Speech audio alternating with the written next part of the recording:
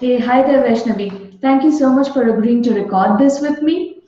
And before we go further, can you just give our audience a quick intro? What do you do? What's been your background? What do you do? And what's the work you're aiming for going ahead? All right. So yeah, I'm Vaishnavi, and I'm an AP chemistry tutor. I've actually been tutoring for 5 years, but it's been pretty low key. It's been an on the side job, and even though I took it very seriously, I don't think I took the business part of it very seriously. So this is the year when I decided to expand and go all out and see how much I can achieve, and that's when I started working with you, and that's why I started working with you. So we've been working for the Ah, past 3 months or so. okay. Yeah. Okay, Vaishnavi. So we've done some amount of coaching, and we've also worked together on your website. And Mhm. continuing from some of our coaching discussions, I'm pretty upset about that intro. You're pretty upset about? The intro. Come on. Okay. So you teach kids about AP Chem. You help them prep for the AP Chem exam, right? Uh-huh. But where's all your background? Where are all the frills? And that is, Where's all the juice? that is something that I have learned from you to how to speak. I mean, if I can use the word properly about myself, how to actually not just sell myself, but talk, in a certain way about myself, Don't the way that indulge God in tells me to do. us. But I still need, I'm actually doing much better at that. When I talk to other people, I don't talk like this, Right. but I always forget. So it's good for a reminder. So Can you I, reintroduce yourself? Can yeah. you reintroduce yourself for our audience? I know you, but the people who are Okay. listening on don't know you. They don't know So you about want your a background, reintroduction with the your masala. Okay, achievements, will do. right? Okay. They Yeah. don't know your story. Okay. And this is, as Richa will know, this is very hard for me to do. Okay. I like to just give the bare minimum and not add the frills, but this is a skill I'm working on. So I have a PhD in, I have a PhD in chemistry, and Richa and I graduated from the same school, which is IIT Bombay. And I have always thought of myself as a rather, I used to think of myself as an elite student, and then some of that confidence chipped away over the years. Then after my PhD, I was working at Intel as an environmental engineer. And then I left my job in order to work with my son full time. My son has a diagnosis of Down syndrome and autism, and I wasn't satisfied with the education and the just the development or care that he was receiving outside home. So I wanted to like basically take it on. And then that, while I was doing that, I also started tutoring other students, and that actually opened up a world of ideas in the, just in the realm of education. So I was educating a special needs kid with significant special needs. So these are not, like any, like, they're not light needs in any means. So he's nonverbal. He has tremendous difficulty even forming expressions on his face. So despite this, I had to go ahead and teach him, assuming that he understood. And then gradually I found that he did understand, and he understood just as much as anybody of his grade level. And at the same time, I was teaching typical kids also. So I was forming a huge knowledge base of, of learning abilities and how to teach. Already knew the chemistry, so that wasn't the hard part. But how people are different, and how it doesn't necessarily impact learning, but it should impact teaching. So yeah, and then yeah, so that is my full introduction. Will that do? Okay. Yes. Okay. Can I add in a few bits? Yeah. Specifically because, many of those who are watching this probably have found themselves in a similar boat at some point of time. We all started off as eager young college graduates, ambitious, smart, thinking we could do anything we wanted in the world, right? And somewhere down the line, probably sometime around the time we became moms or whatever other reasons, we lose confidence in ourselves. We lose the faith. Either we hold ourselves up to impossible standards, or we pull ourselves down to conform to the people around us, right? Uh, Even in my family, I never talk about being from IIT For those of you not familiar with IIT, it's the best engineering college in India. Okay. Most of the people who know me, my neighbors and stuff, they don't know I'm from IIT. It's women are kind of looked down upon when you talk about your achievements, right? It's just not something you say. Yeah. You can say how great a cook you are. You can say that you hate heels or that you hate makeup, but heaven forbid you talk about your achievements, right? Especially things like degrees. Otherwise, people feel that you're showing off, that you're trying to put them down, even when you may not be. So women tend to suppress themselves. Mm-hmm. And that was really, really very strong with you when we started. It's still there. We're still working with that, right? Yes. The other thing that is the other thing about your story, about your life story so far, is that you were in an amazing job. You were a researcher, an engineer at Intel, which is a fantastic place to work. I mean, there are so many people who aspire to work at Intel, right? And you were there. And you stepped back from that career so you can spend more time with your son, so that you can actually help him learn. Mm-hmm. And that's what moms do. No matter how ambitious, how smart we are, so many other moms all over the world have done the same thing. I did the same thing.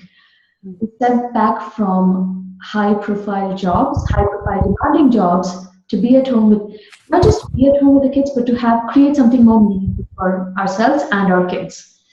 So I'm sure so many women who are listening to this will identify with those 2 points. Mm-hmm. Now, I'm going to move on to asking you, why did you not start your business earlier? Why did you never think of it as a business? You've been tutoring for 5 years almost, chemistry tutoring for 5 years. What held you back? And I would really love for you to share your story because, again,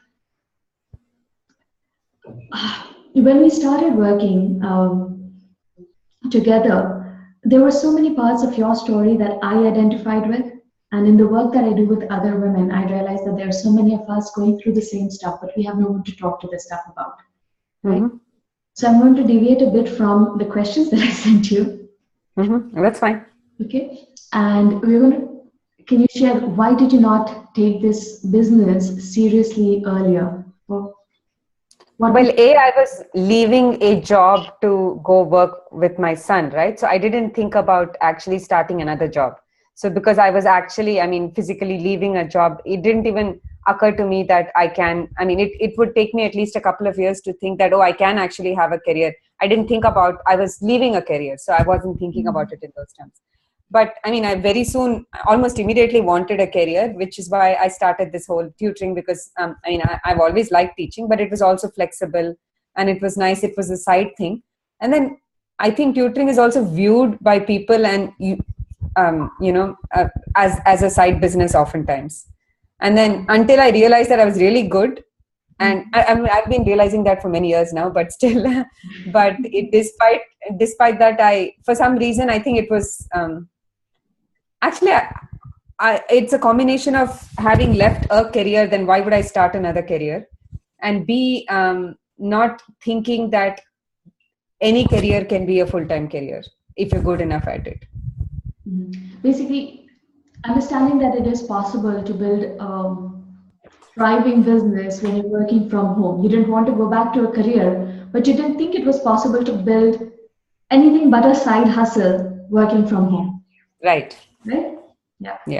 Yeah. That's again, we just don't think it's possible. For me, I had to struggle with this idea since like 2007 or 8. I knew I wanted to work from home. I knew I wanted to build a good business working from home, but all the options out there seemed impossible. They would require me to work like 24/7, which is trading like one demanding job that required me to work 60 hours a week for another one that required me to work 80 hours a week. It didn't make sense. That's right. Yes. So that's the options that we typically see in front of us. And that's why I love the work that I'm doing today. I get to help women see that there are other options, that you can work from home 20 or 30 hours a week and build a good business with it. Right? Mm-hmm. Okay. So since we started working together, what's changed? What's changed about two things: your business, the way you see your business, and second, the way you see yourself.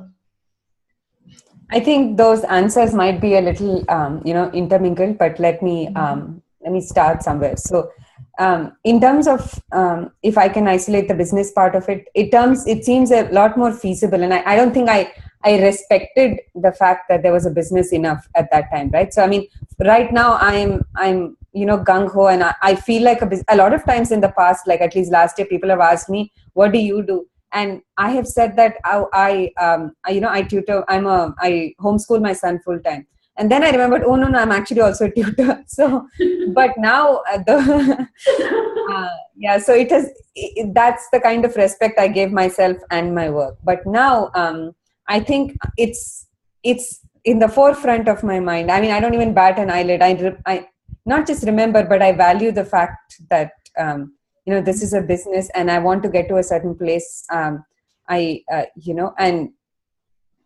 that I deserve to do that. And what I view about myself is the same thing. It is that I'm not a on the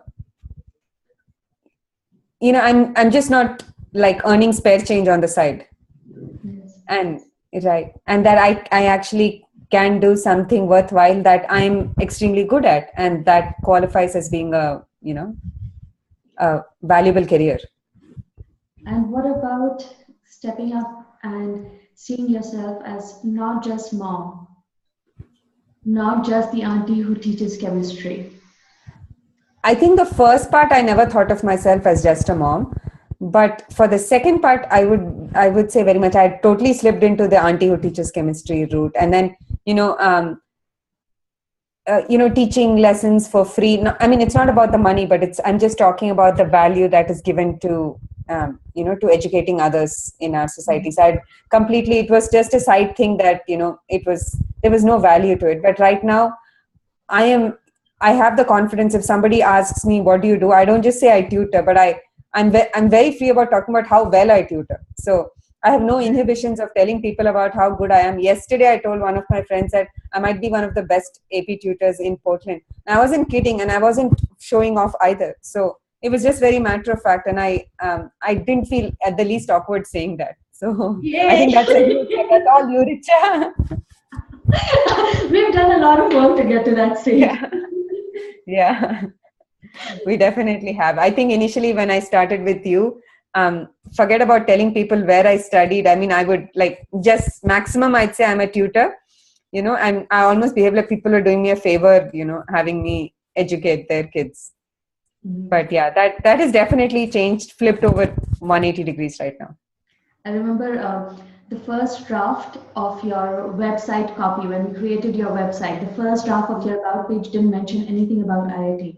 And for students, IIT is like the mecca, right? It's the mecca of engineering. It's the best engineering possible, and you left that off. Yes, I did. I might. Okay. Shall we talk a bit about the process of creating your website? When we, how were you feeling when we started? Did you have anything preconceived in mind, or what were you thinking when you decided to do your website as well with us, rather than just the strategy sessions? When I decided to do the website with you, I was actually considering somebody else for the website.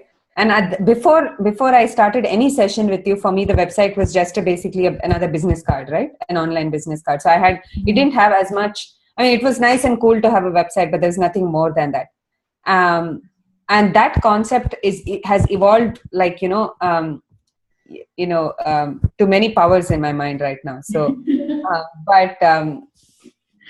the reason I decided to go with you was because I was slowly realizing after working with you that it's not enough to have a website. I need to know where this is going, who this is reaching, how it is reaching those people, what image it's portraying of myself. So when I myself have no idea where to start or how to portray myself, how is just a website designer going to cut it? So that's not going to work out the way. So I need somebody to guide me through the process of projecting myself.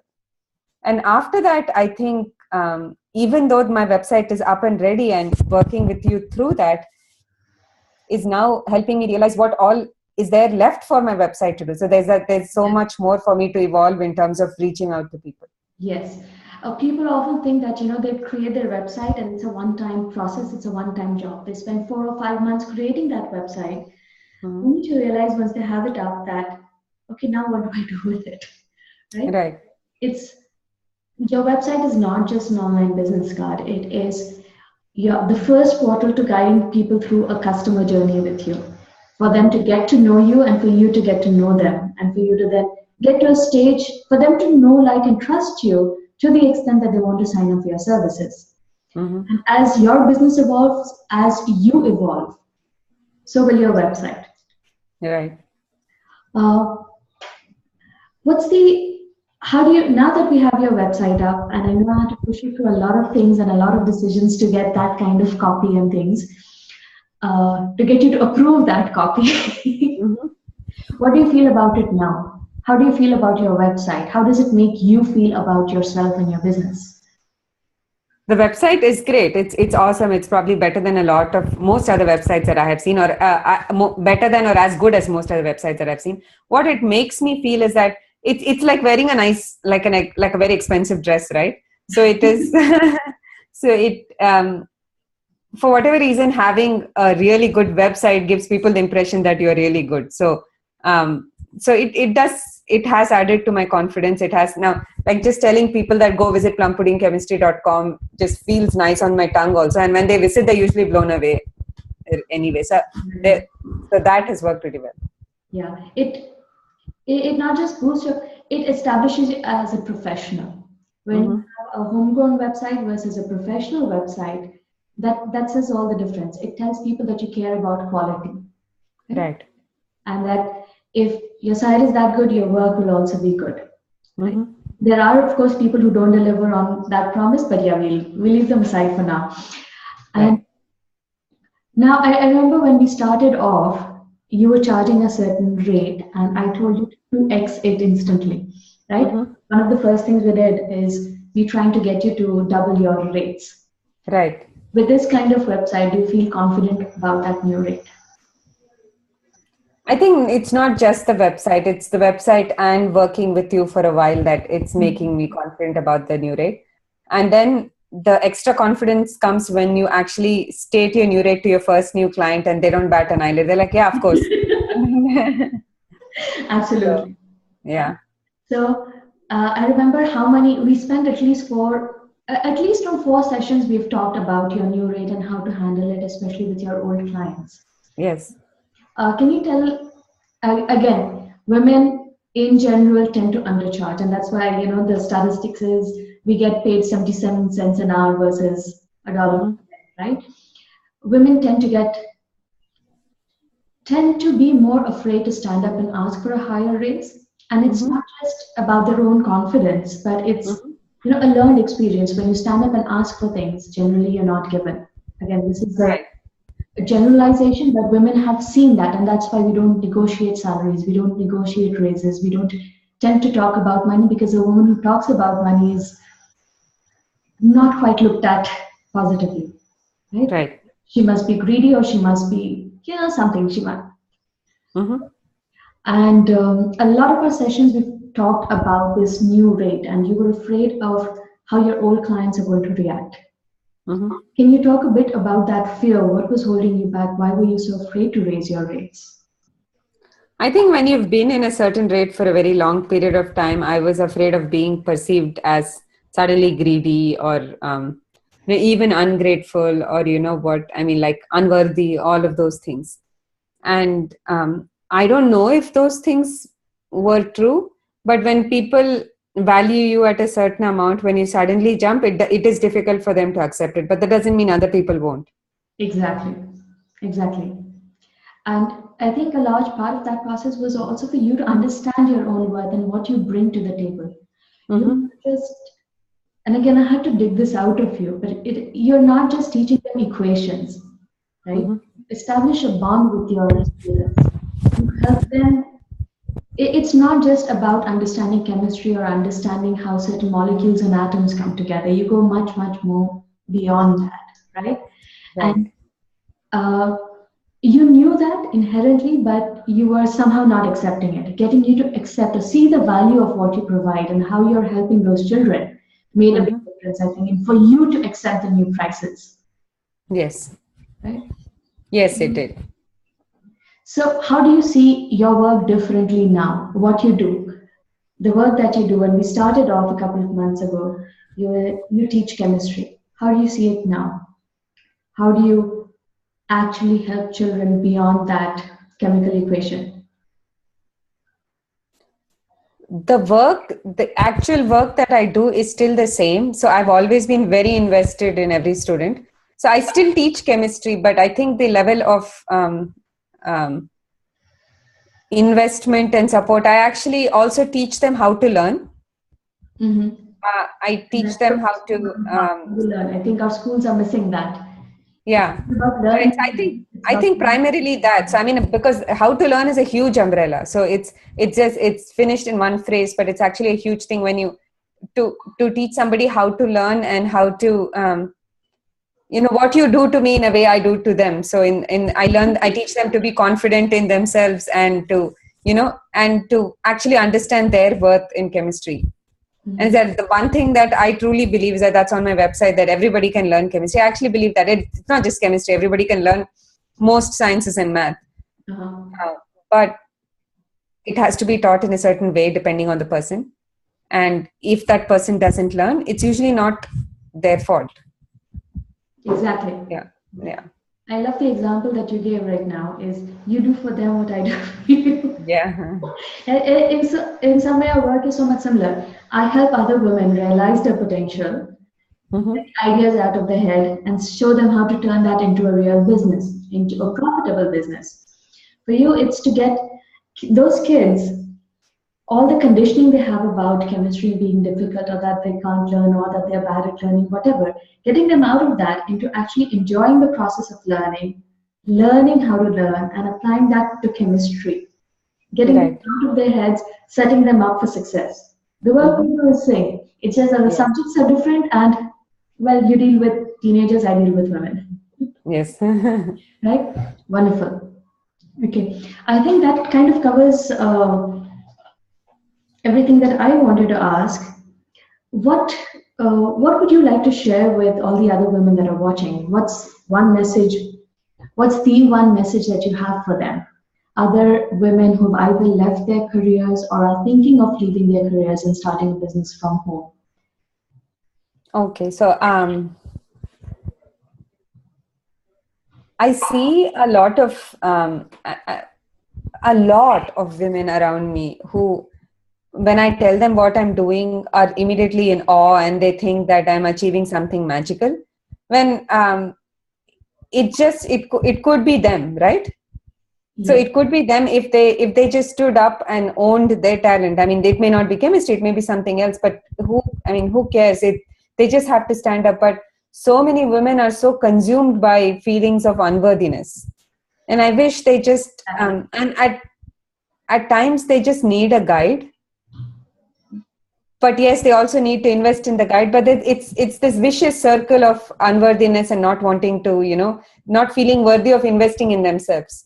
So I Yes. wish that I Absolutely. don't know if this is a message or advice or whatever it is. I think that um, you don't have to be, a superwoman or any special kind of person. Everybody has a talent. You just have to stand up and own it. And Exactly. yeah. Yeah. And I think, the recurring theme in our conversation is been about fear, about how Hmm. so many women hold back. Uh, Right. they hold back from owning their achievements. They hold back from believing that what they want is actually possible. They hold back for asking for what they're worth. They hold back from believing that they're worthy, that their skills and talents are worthy. And Hmm. it's really scary. It doesn't matter what level you are at. I know people while I was still in corporate, I knew people at 3 and 4 levels above me, women who would still be uh, suffering with doubt, with the imposter syndrome, wondering if they were good enough. And I knew these women were much, much better than their male counterparts. Women just tend to work harder to prove ourselves, right? We just work hard. Yeah. We do. I think that is true because I see that in men when there is a hierarchy of work, so like men who are senior managers versus men who are managers, so men who are not managers and so on. Like there is a certain swagger that they get when they are higher, right? So they puff their chest out like that 1 inch more, and then they strut about that much. And the order of the high, the, it's very clear, especially in a very low, this is a very, Portland's very local, where almost 90% of the Indians work at Intel. So you can tell like who is the area manager and who's the engineer just by the way they conduct themselves. And but women, even though they are in those, I mean, like some of my friends are managers, feel this need to over modestify themselves, and like ultimately, you know what, in a party, all it is that even I can cook, so it doesn't matter what I am at Intel, how well I cook food is the sign of my worthiness. So that Exactly. yeah. And I mean, that's something I have always struggled against, not struggled against, as in, I hate being classified that way. I hate being classified as, I am good because of the way I look, because of the way I cook, of the kind of mom I am. I'm good because I'm me. I'm good because of the things I do. I'm good because of the way I think, right? I'm just good because I'm me. Don't judge me based on how I cook. And I really enjoy this conversation because we talk about so many of the things that impact other women across the world. It's not just business. It's for women that I've worked with, I've seen it's always a journey of personal transformation. When women quit their jobs or think of quitting their jobs, it's not just about the urge to be an entrepreneur, to have that tag, or to make a ton of money. For women, it's always much, much more beyond that. It's always a passion, a desire to prove themselves, to make a difference in the world, to help other people. Right. It's always a passion-based business and a service-based business. Quite often a service-based business. Even if they're making candles or making jewelry or making craft, the feeling behind it is wanting to help other people, of being of service. And women think that that makes them weaker or holds them back. But a business that is backed with a feeling of service will always do much better than one that is based purely in profits. Because gone are the days when people were buying from anonymous big companies. These days, things are changing. People like to know who they are buying from, whatever it is. They appreciate that personal touch, and that's where women are stronger in establishing personal trust, in delivering more, right? All the things that work against us in the corporate world, if you can stand up and own them, they actually work really, really well for you in business, when you're in business for yourself. So it's interesting how the dynamics play out in corporate versus in business. Again, in business for yourself. If you go into business, say, for example, in a small startup, it's going to be a completely different game. But when you're stepping into business for yourself and you have the clarity to own up, to own your power, to own what you're good at and what you're not good at, and to actually play to your strengths, it works so much more better for women when they start their own businesses than in corporate. That's what I've seen, especially for smart, ambitious women. Yes. If you're fine just clocking in every day and getting a paycheck at the end of the month, and you don't care about moving up the ladder or stuff, and that's fine, right? If that's what you want, a job is fine. But if you want something more than that, more meaningful, then perhaps it's time to step back and think about starting your own business if you haven't already. I definitely agree. Now that I'm in this space, it's such a great space to be in. I wish I'd come here sooner. Yeah. Yes, agree. Okay. Anything else you'd like to share, Vaishnavi? I think I really enjoyed this conversation. It didn't go exactly as we planned. I mean, we went off course. We didn't cover the regular questions, but I so thoroughly enjoyed this conversation, and I hope that the women who are watching got some amazing takeaways from it. Yeah, no, there isn't anything I needed to add. I think there is just one primary takeaway that anybody and everybody should feel empowered enough to do this. Exactly. Yeah. Step up and own your power. Whatever your skills, whatever your background, whatever your expertise, step up and own it. And you can create any kind of business that you want with it. It's possible. You need to figure out, you need to have the confidence to step up. You have to have the confidence to feel you're worthy. And once you do that, things will start falling into place. It's not that it'll be easy. It will not be a cakewalk always. But once you decide that you want something, once you decide that, I want to set up a business based on this skill, you can Mm-hmm. make it happen. You will go out and find the ways to make it happen, like the way Vaishnavi came out and found me. We connected Yeah. after what, 15 or 20 years? Yeah, yeah, 20 years, I think. Yeah. Yeah. Okay. So it was lovely having you on, Vaishnavi. And for those who are watching, you can look up her work and her website at plumpuddingchemistry.com. I will also pop a link in the article below so you can go look it up. Okay. It Awesome. was lovely Okay. having you on, Vaishnavi. Thank you. Same here, Richa. Thank Okay, you. bye.